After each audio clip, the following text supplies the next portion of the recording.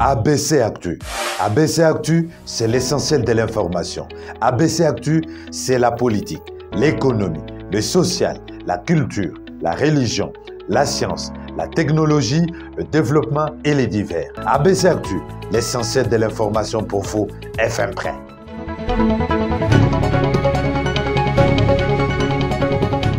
Votre fidélité nous honore. Merci de nous choisir pour vous informer. ABC Actu, c'est tout de suite.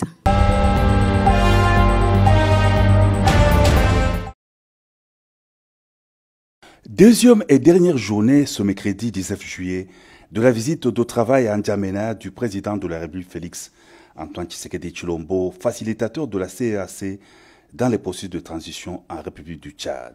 Il est 15h10. Le chef de l'État arrive au palais présidentiel. Il est accueilli par son homologue tchadien, président de transition, le général d'armée Mahamat Idriss Déby, qui le reçoit pour une séance de travail en tête-à-tête, clôturant la mission du facilitateur à N'Djamena. Les deux chefs d'État ont animé un point de presse au terme de leurs échanges de près d'une heure. Une occasion pour le président Mahamat Idriss Déby de remercier son homologue Félix Tshisekedi et lui rassurer tous les soutiens dans sa mission de facilitateur du processus de transition au Tchad. Je tiens à vous réaffirmer que le Tchad est disposé à vous apporter tout ce qui est de nature à faciliter votre mission. Souhaite une entière réussite dans cette noble mission.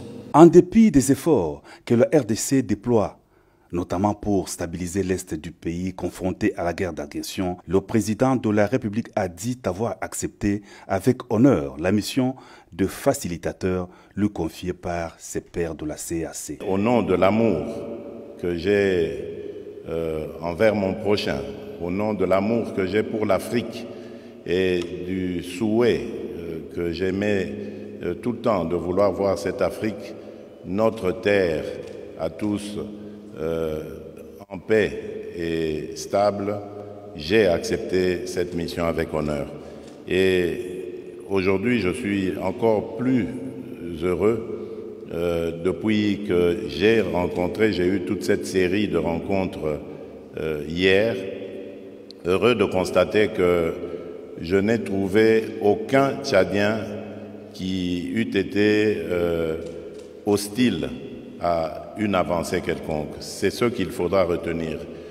Tous ceux que j'ai rencontrés hier ont œuvré dans le même sens, celui de la reconstruction, de la réconciliation et du progrès du Tchad, de l'unité du Tchad. C'est rassurant et même encourageant pour nous qui accompagnons ce peuple frère. Le président de la République Félix Antoine Tshisekedi Tshilombo a quitté N'Djamena au terme d'une visite de travail de 48 heures au cours de laquelle il a déployé d'intenses activités recevant pour des consultations les représentants de toutes les forces vives. Dans sa mission de facilitateur, le chef de l'État se préoccupe de remettre la transition sur le bon rail avec le peuple tchadien en tenant compte de ses aspirations et des idéaux de l'Union africaine et de la CEAC.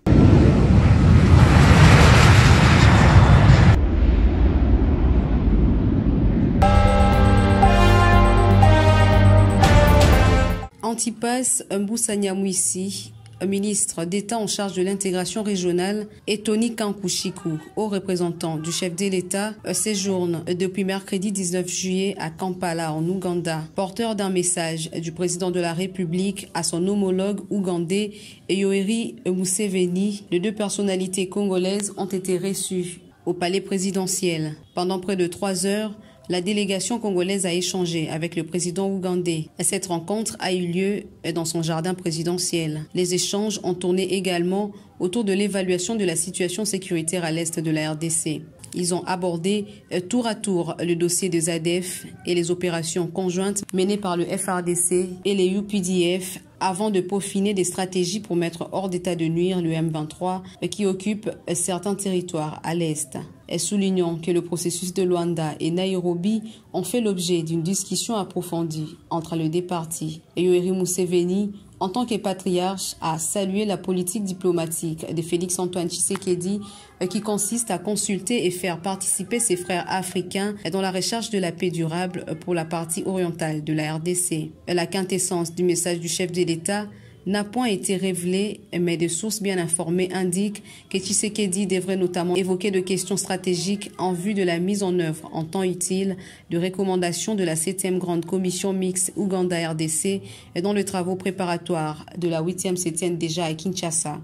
Depuis le 30 novembre 2021, les forces régulières ougandaises et RD congolaises mènent des opérations conjointes contre des groupes terroristes transfrontaliers dont le ZADF, notamment dans le territoire de Beni et d'Irumu. Aux dernières nouvelles, le FARDC et les UPDF ont mis en déroute des cohortes de terroristes ADF et repris nombre de leurs bastions dans la région périphérique de Beni. Des dizaines de paysans, dont des femmes et des enfants, pris en otage par les ADF ont été ainsi libérés. Il s'est également dénoté que la République démocratique du Congo et l'Ouganda partagent une longue frontière lacustre, le lac Albert, bien loti en richesses halieutiques qu'en hydrocarbures. Les deux pays ont convenu d'une réglementation de la pêche afin d'en finir avec les arrestations de pêcheurs RD congolais par la marine ougandaise. Notons que d'autres questions seront discutées au cours de la 8e commission mixte RDC et Ouganda qui se tiendra dans les prochains jours à Kinshasa.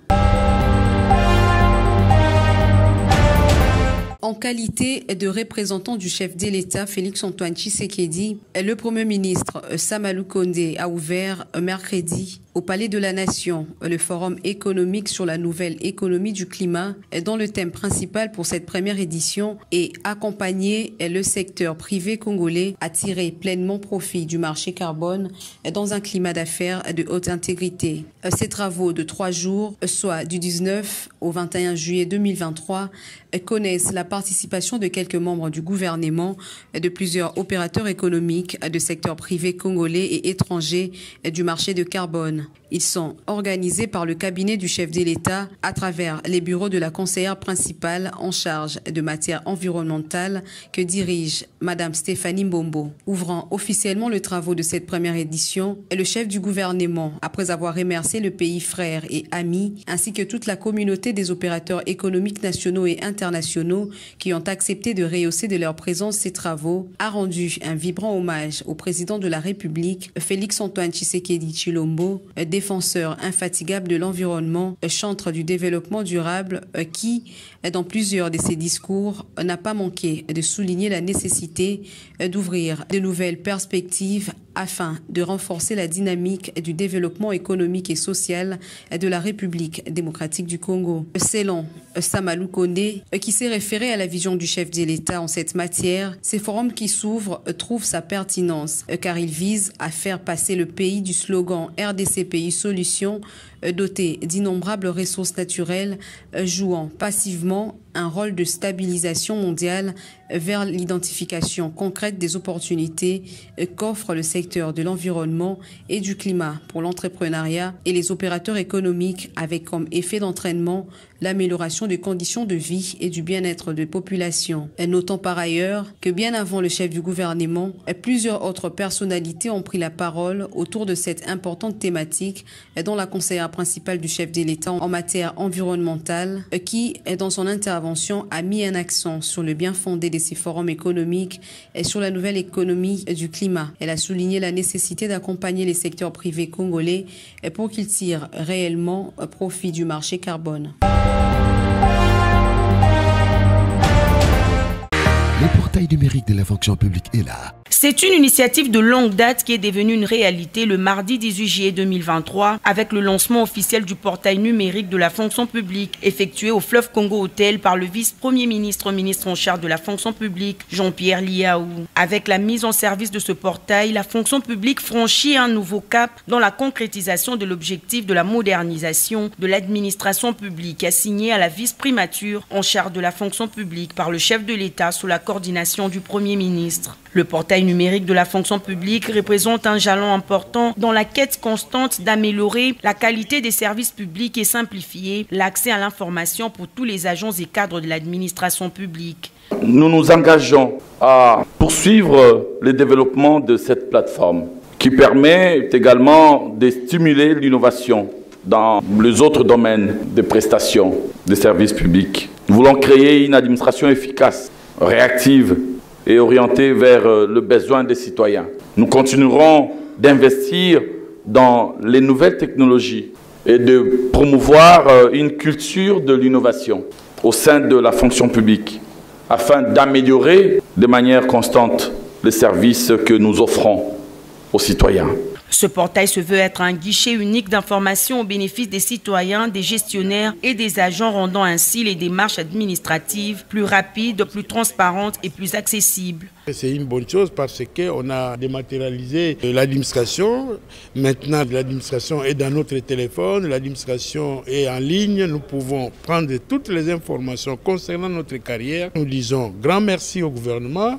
Grand merci au chef de l'État et au vice-premier ministre, ministre de la fonction publique. L'utilisation du portail numérique de la fonction publique est très intuitive par le fait qu'il est également accessible à partir du téléphone Android ou Apple, d'où l'énonciation du concept fonction publique Nachombo. Cela passe par le téléchargement via l'application Play Store ou Apple Store. Cette initiative de la vice-primature en charge de la fonction publique matérialise la vision du chef de l'État visant la dématérialisation des procédures administratives, la transparence dans la gestion administrative et la communication à 360 degrés.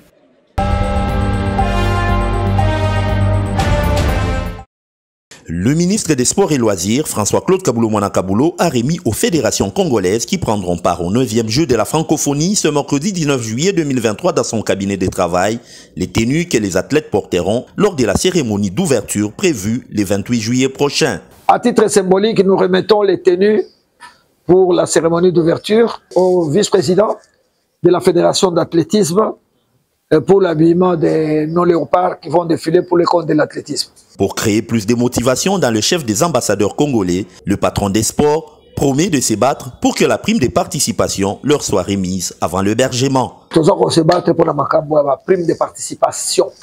D'accord? Les Bakonzi sont au courant. Certainement qu'avant Bogota Campus, on va remettre des primes de participation à chaque athlète et à chaque dirigeant. Pour que Bogota, avec fierté, dignité et avec honneur. À leur tour, athlètes et dirigeants ont remercié le gouvernement à travers le ministre des Sports et ont promis de bons résultats lors des 10 Jeux. Merci Excellence pour cette réception et puis pour ces cadeaux où les enfants du Congo vont s'habiller en uniforme. Donc ça sera une honneur pour la nation. Donc c'est quelque chose de nouveau pour nous. On n'a jamais eu un tournoi aussi grand que ça. Donc tout ça c'est nouveau pour nous. Donc je suis très excité pour tout ça. Ceux qui nous font motiver, c'est bon ce qu'on prime. Il y a la chose que nous prime. Mais avant qu'on ait prime, et ça là on est. C'est qu'il y a bien des bouchons, donc il faut tous en motiver. C'est bien ma casse de toi motiver pour la 9e journée de la francophonie. À quelques jours du go, le gouvernement congolais est décidé à fournir au monde francophone des jeux dignes du rang de la RDC, le plus grand pays francophone.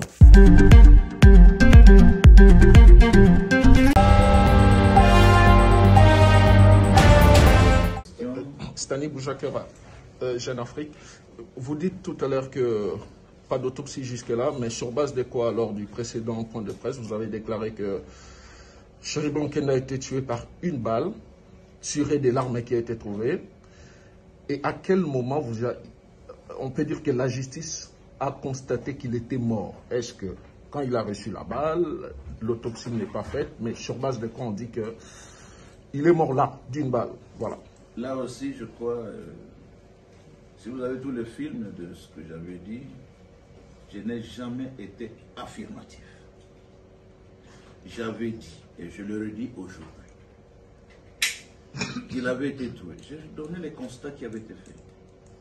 Monsieur Cheribert Okende avait été trouvé dans son véhicule, le moteur encore en marche, la climatisation allumée, la ceinture de sécurité en place sur son corps.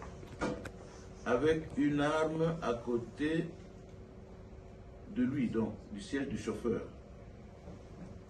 et avec une balle qui lui avait traversé la tête. J'ai parlé conditionnel, probablement. Dans ce fait-là, c'est ça. Donc, il y a une arme, il y a une balle, probablement. Alors, ici, je précise bien. L'autopsie devra déterminer, n'est-ce pas, si la mort est venue par balle. L'autopsie devra déterminer dans quel état se trouvait la victime si la mort n'est pas venue par balle. Ce sont autant de questions. L'autopsie est cruciale. Les résultats sont vraiment attendus pour nous donner la certitude de ce que vous affirmez aujourd'hui que je ne crois pas avoir dit. Et je voudrais ajouter ceci. Dans les cadres de parler au conditionnel, n'est-ce pas? Quand vous dites que à quel moment la mort est intervenue, donc vous êtes en train de creuser là où la réponse se trouve déjà. Je dis bien, on trouve une arme à côté de la victime, et la police scientifique, ça je peux vous le dire maintenant, que la balle a été tirée de l'intérieur du véhicule. Est-ce que la cause de la mort vient de la balle tirée sur lui? Dans quel état s'est trouvée la victime si ce n'est pas par balle au moment où cela a été fait? J'ai des résultats un peu plus importants par rapport à ça. Je ne peux pas livrer pour le moment, mais l'autopsie dont le résultat est attendu pour remettre, je crois, un point interne à ça par rapport à votre question, un rapport qui sera couché dans le dossier qui pourrait être envoyé devant les juges compétents.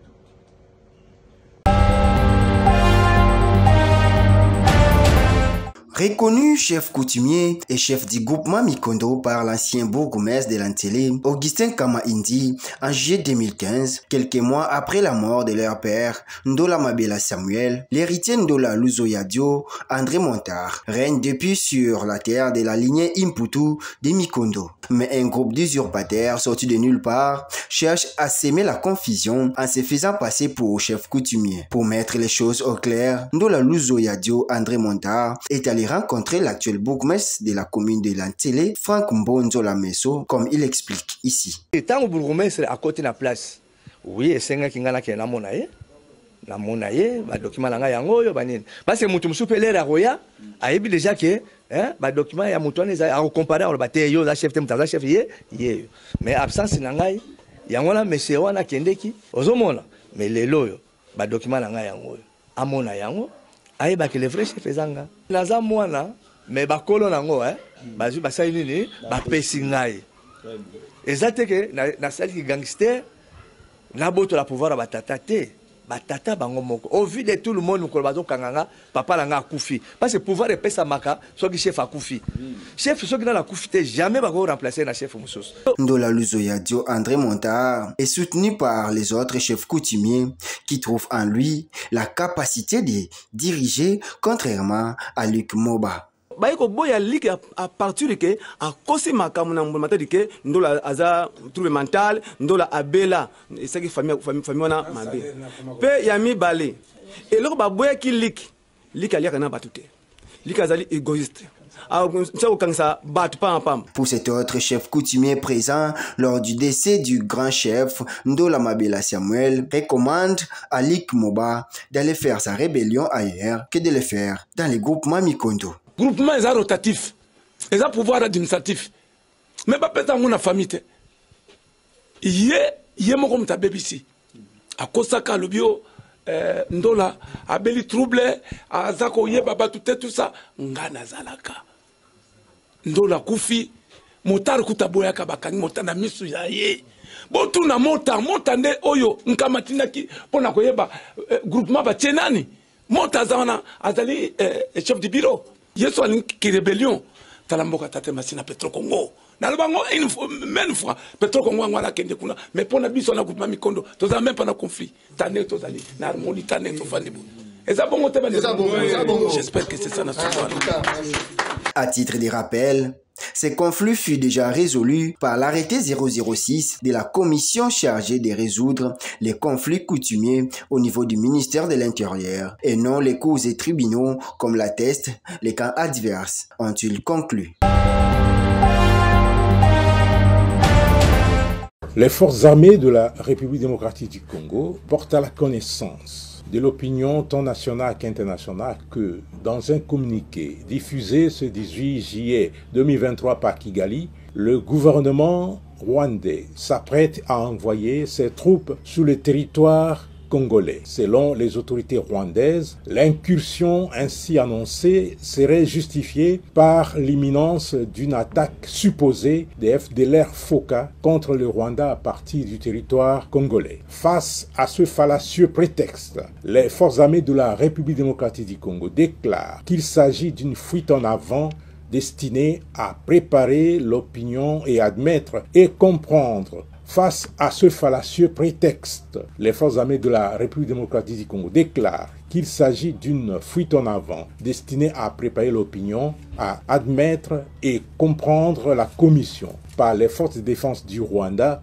d'autres crimes crapuleux et actes de violence ignobles pour pérenniser mort et désolation ainsi que l'insécurité et la terreur dans la population congolaise. En effet, les forces armées de la République démocratique du Congo tiennent à préciser que déjà actives dans plusieurs localités des territoires de Masisi, Nyiragongo et Rutshuru, en République démocratique du Congo, les forces de défense du Rwanda veulent, par ce communiqué, officialiser leur présence sur le sol congolais afin de cacher et effacer de la mémoire collective tous les crimes, massacres et autres atrocités déjà commis à Kishiché, Kalake et le 16 juillet dernier à Bukombo dans le territoire de Rutshuru où ces terroristes ont fauché la vie à une vingtaine de paisibles Congolais. À ce propos, les forces armées de la République démocratique du Congo, qui condamnent avec véhémence cette duplicité et cette ruse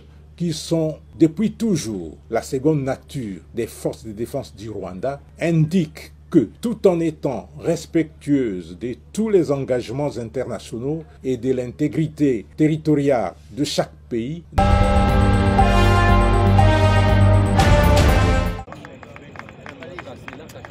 c'est une expérience incroyable qu'a connue le pilote Michael Kiboko de la compagnie Serve Air lors de son vol de Goma à destination de Kinshasa, mercredi 19 juillet après-midi. Au moment du décollage de l'avion, une grande vibration de l'appareil s'est fait ressentir. La tour de contrôle, qui suivait tout mouvement, a informé le pilote que des flammes ont été aperçues au niveau des roues et quelques débris. Elles sont restées sur la piste. L'incident a été signalé à Kinshasa afin que l'équipe s'apprête à recevoir l'avion endommagé et assister le pilote pour un atterrissage sans dégâts. Ne sachant pas de quel côté le problème s'est situé, Michael Kiboko a dû faire 3 low pass au-dessus de la piste à basse altitude pour que les roues crevées soient identifiées. À côté de la piste, tout était mis en place pour éviter le pire. L'on peut voir de camions anti-incendie ainsi que de véhicules des agents techniques de l'entreprise. Finalement, c'est le pneu numéro 3 de l'avion qui est identifié comme celui ayant éclaté et n'est resté plus que la jante. L'appareil étant chargé, le pilote a dû faire plusieurs manœuvres pour atterrir en douceur et éviter le pire. Dieu merci, tout s'est bien passé. A témoigné Michael Kiboko, commandant de bord, en sortant de l'avion.